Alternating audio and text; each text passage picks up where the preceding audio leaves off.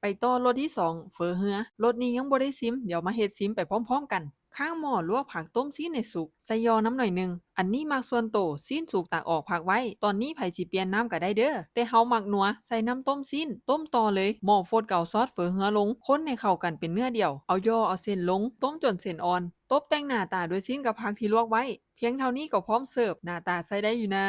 มาซิมรสชาติบัดนี้เส้นเด้งดีน้ำซุปหอมส่วนรสชาติติดส้มหน่อยหนึงตื่มน้ำตาลก็คือแซ่บเลย